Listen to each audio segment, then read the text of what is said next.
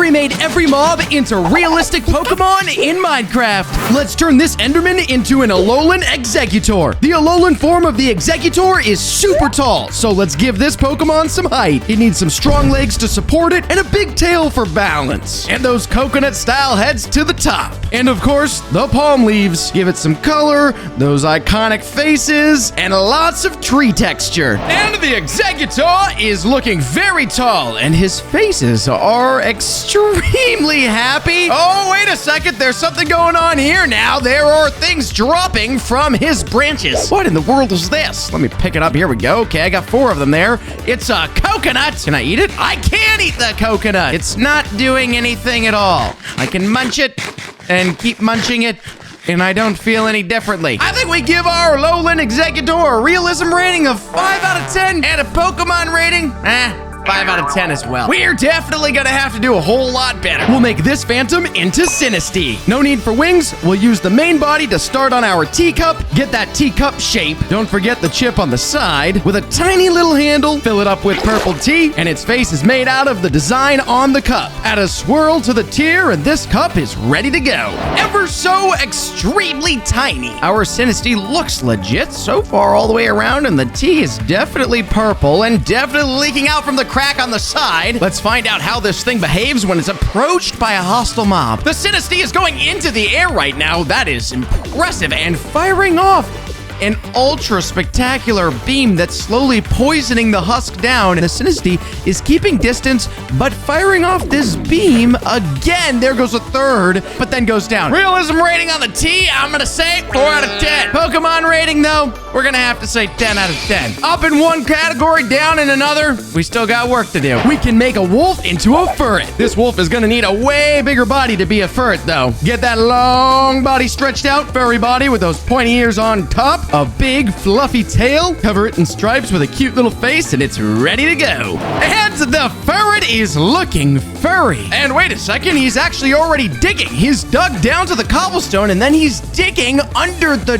dirt a small little tunnel. Now that is impressive. There's another tunnel being dug this direction, and he's going up an actually steeper part of the hill over here. Let's see where this ferret decides to pop out. Let's see what happens if we raise the threat level here. There goes another dig right there, digging down even further, digging back the other direction. Look at this right here. Our ferret has done a double tunnel back this direction. Although this ferret does look big, the fur doesn't look so furry. So our realism, I'm gonna put at a 5 out of 10. So our Pokemon rating might fall just a tad, but I think we still keep it at a 6 out of 10. Let's see if we can pull that Pokemon rating up to a 10. Let's turn this bat into a Cutie Fly. We'll need to adjust the body a bit to be more horizontal. Add what will be our pointy nose. Make those bat wings into fly wings. Start adding in some color here and here. And with a little shaping, this Cutie Fly is ready for takeoff. Oh, Cutie Fly is cute. A tiny little stinger on the front, little tiny flapping wings. Ooh, it's fast though. We're gonna have to be careful to keep an eye on Cutie Fly this entire time. Let's see how Cutie Fly does. Looks like Cutie Fly sends out a massive gust of wind towards the husk, spins him around. Oh my word, he's stuck in there, taking damage the entire time. Right when he gets out, another gust lands and he starts spinning again and goes down. This Pokemon rating, I'd say 9 out of 10. Now, on the other hand, I think we might have to drop the realism for Cutie Pie down to a 3.5. A sheep is perfect to make into a Wulu. A Wulu will need some horns and big floppy ears, a little more realism to the legs there, add in a lot of fluffy wool, and the classic pigtails framing its face, a splash of white, a little pink nose. Look at that cute face. And these guys look amazing. Minus the braids coming off of their head, I imagine that these Wulu look pretty close to actual sheep in real life. They're big and round. They look like tiny white tennis balls. Time to test the truth of that wool. Oh, we did get some. Let's see. Oh, we got a lot. I don't know if we get that much wool from every Wulu, though. Let's see. Here we go, buddy. Come on. Let me see how much you got. Woo!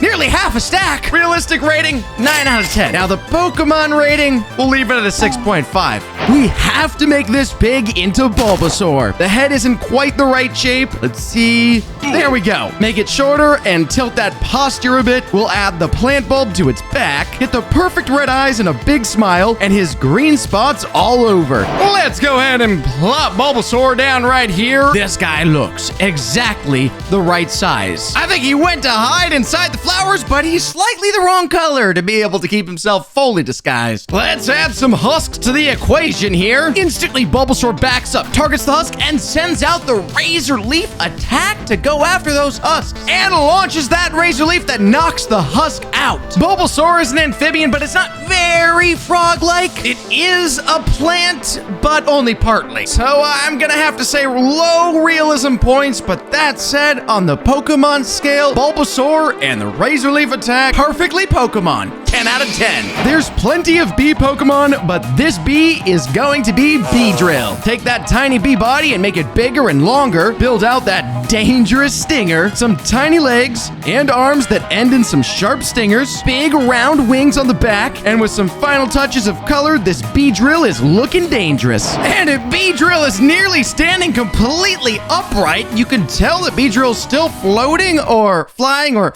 flapping. Super sharp stingers on the hands look extremely dangerous. Beedrill is firing out a stinger towards the husk. There it goes, and it lands, and it poisons just like you would expect. How much longer is this husk gonna survive? Not long is the answer. The accuracy really isn't there too much, and I would imagine that a realistic bee would get a little closer to actually land a sting shot. I'll say 4.5 out of 10. And Pokemon-wise, pretty close. 7 out of 10. I still think we can do better, though. Let's turn this cactus into Maractus. We'll make this cactus way bigger, adding a head and some arms branching off, plus those ear-like extensions from its head. Make it spiky, covered in yellow thorns, with bright pink flowers and those big yellow eyes. Let's find ourselves a little spot of desert here and pull in our Maractus. Overall, looking solid so far. The coolest part about Maractus, though, is the ability to toss needles. You never want to touch a cactus, and that's the reason why right there. This Maractus will fire out needles in all directions, hitting everything around it. Even if we pack up some husks all around Maractus here, all together, just fire it out in all directions. 360 degrees of destruction. Maractus fell in the water, and I think that might be the end of our Maractus. And needles are sharp, and Maractus is sharp, so I'm gonna say 6 out of 10 on the realistic factor. And on top of that, it does look like Maractus, so I'm gonna say 8 out of 10. We can definitely get a 10 out of 10 for both realism as well as Pokemon. This fox will be our beedoof. It'll need a flatter face with some big buck teeth, that tail floof, give her a face and some floppy round ears, a little extra color, and she's ready to rock. There we go. He does look like a beaver. His face is less proportional to his body than I would expect a beaver face to be, but he does move very quickly like I would expect a beaver to move. Beavers, of course, can float on the water. I think they do the thing on their backs, and he's floating to the opposite side towards the tree, actually. They're both going after the tree. They're eating the tree just like beavers. There's not a log left in this tree. Everything's been removed. What happens if I spawn in a beedoof around a bunch of trees? They're instantly going towards trees. They're eating them all down. There goes one right there. They go straight to another one. They've got a one-track mind. I think this intense focus on the trees has got to be a 7 out of 10 on realism. But it's not quite perfect as a Pokemon. Maybe a 6.5. We're getting closer on average, but we still got work to do. Let's make a slime into a Magcargo. Flatten this little guy out into a longer base. Give him a neck and a big shell. Can't forget a head with its droopy magma face. This magma body can get up to 18,000 degrees Fahrenheit. Add some detail to its shell, plus flames coming out because it's so hot. With a little shading, this guy is fire. Now that is a red hot snail. Doesn't quite move around like I would expect a snail to move, though. He's sort of lagging around, but he's still able to spawn the lava all around because he's as hot as the sun, which is a good sign. If we pulled in husks everywhere, our Magcargo is spreading himself all over the valley, spreading the fire along with it, and those husks are getting toasty. Of course, we've got to be honest, though, this is not what you expect from a snail. Accurate to the Pokemon, leaving us a 9 out of 10, but not so realistic, leaving us only maybe a 2 out of 10 at best. We've got one final option to close out about the 10 out of 10 on both categories. Let's turn this chicken into flamingo. Raise up that body. The flamingo has a knot as the base of its neck like a balloon animal, some super long legs, and a super long neck to match with a smooth curve. They've got kind of pointy little heads with their beaks. Can't forget how they like to stand with one leg propped up. This flamingo is looking friendly.